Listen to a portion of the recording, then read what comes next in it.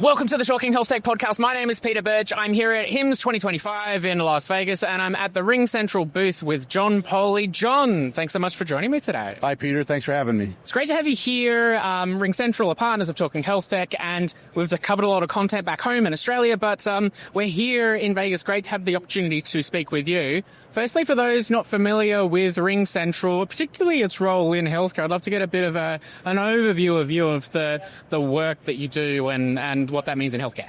Sure. So first of all, we are the world's largest pure unified communications as a service company and contact center as a service company. So a pure cloud provider of your entire communication needs. So we have a platform in over 49 countries, and we are also one of the largest UCaaS seats sold in the United States. So we have a very large network. We really want to build the next generation carrier class network in the cloud for healthcare, as healthcare is a critical need in all countries, and we want to build the right network. So it's a platform approach with multi-level services on top of that become the power of our delivery system to the healthcare vertical. And so in healthcare, I imagine the needs of, I guess on the communication side and engaging with patients, those have probably evolved over time when it comes to both patient expectations and things that consumers will like how they want to interact with the healthcare system, but also I imagine technology has evolved a lot too and enabled new ways of doing things. And you would see this firsthand. Tell me a little bit more about how both of those things have changed over time. Well, two amazing changes. On the technology side, communications has made incredible changes. If you look at the cloud itself in terms of a delivery mechanism for communication systems, it has grown in leaps and bounds. The ability and to bring services from a cloud-based approach to all the communication needs, from voice, video, messaging, fax, inclusive of webinar, events, and contact center agents. All of that can be done in the cloud. It's a brand new world in that sense. If you add to that as well, the distribution of that environment that is created from, in many cases, COVID drove a lot of these changes. At the same time, you now add artificial intelligence. We invested in a company about 6 years ago in artificial intelligence and now have brought out a series of AI feature functionality across our entire platform. So across all the services I just spoke to you about, we have now the ability to bring in intelligence to that communication. So what was once a commodity in terms of a transactional service is now an intelligence you can gather, and every conversation with the patient, between doctors, and between the community at large can now be a point of information in your database to help you manage your practice, the care models, and disease in general. Interesting. And with that analysis or the ability to I guess, gather more insights from a conversation, is this like retrospective, like, hey, here's some lessons in the rearview mirror that we've learned, or are there some tools that can kind of, assist in that process in real time as well?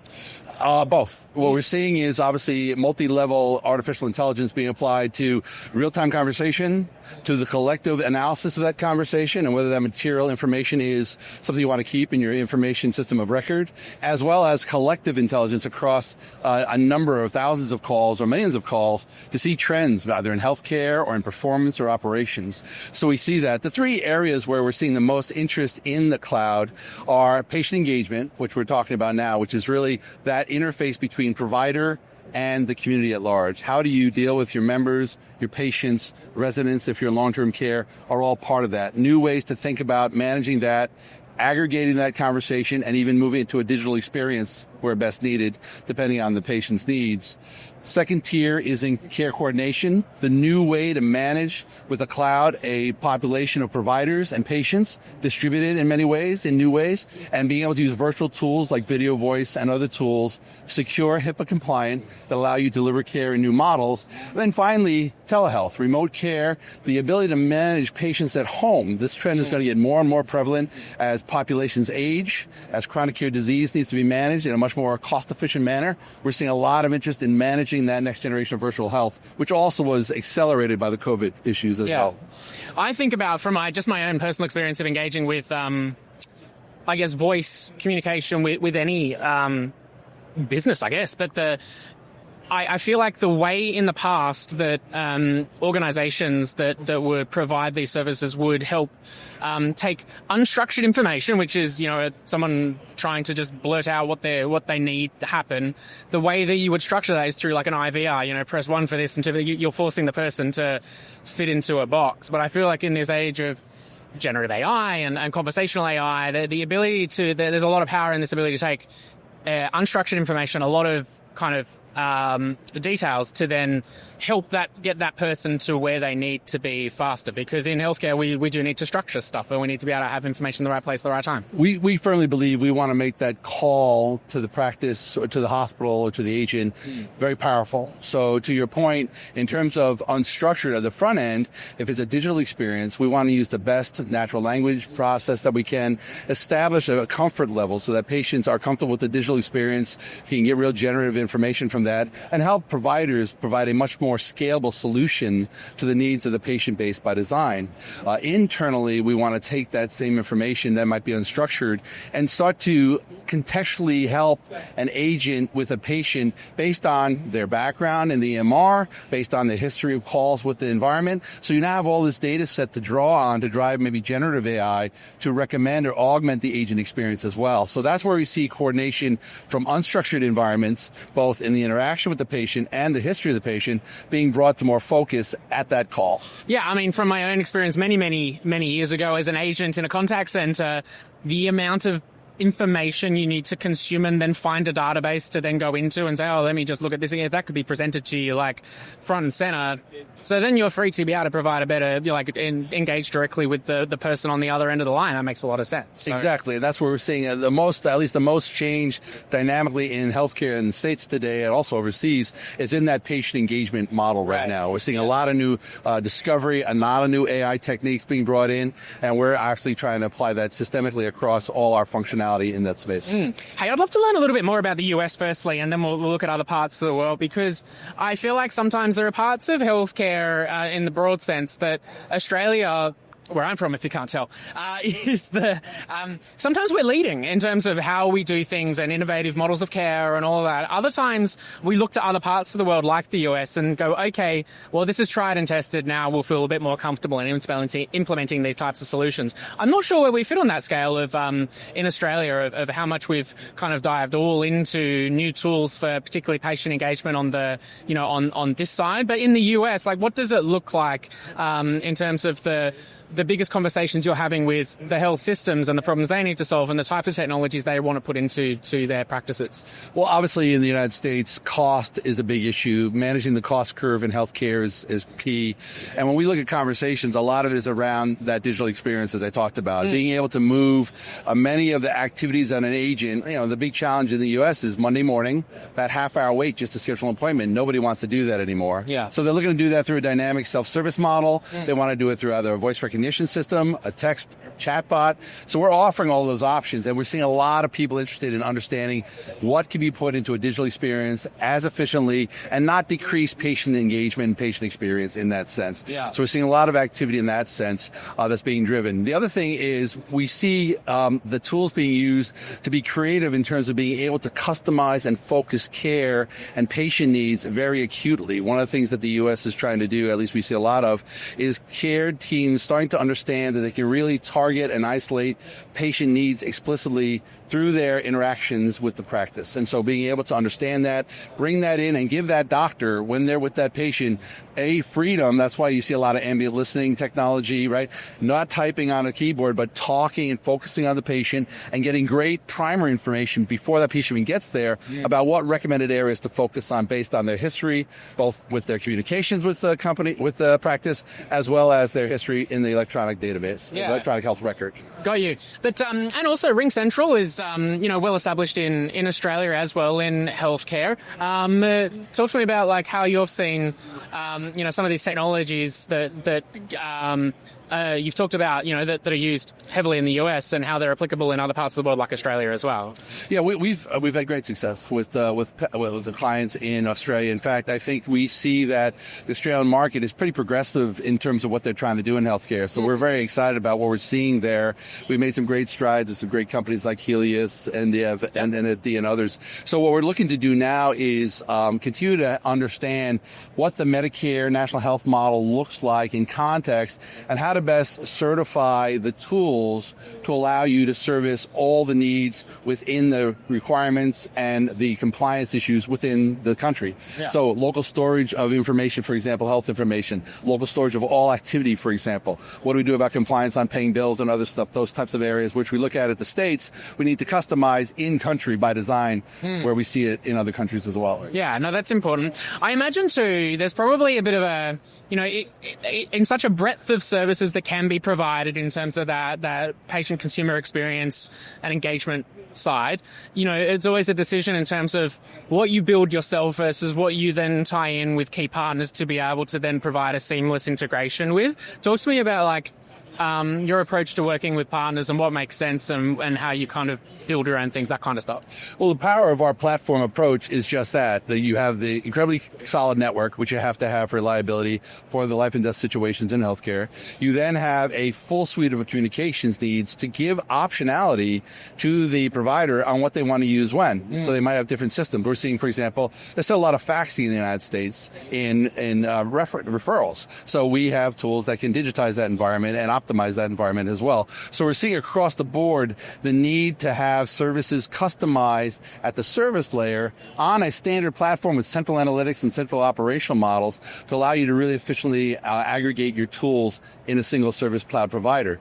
The next generation of that, obviously, as you mentioned, is integrations. We want to look at the ecosystem within healthcare and ensure that our tools, because they're software-based, we have the most robust APIs in the industry. We're leveraging that as a strength to integrate with electronic health records, to integrate that with nurse call systems, to integrate that with remote service environments for IoT and for healthcare in remote cases, for virtual care, to allow us to offer holistic solutions that leverage the best in breed of the communication tools into holistic solutions to deliver care, to manage patient engagement, and to make sure that we're having the best delivery models as possible in healthcare. Yeah, no, that makes sense.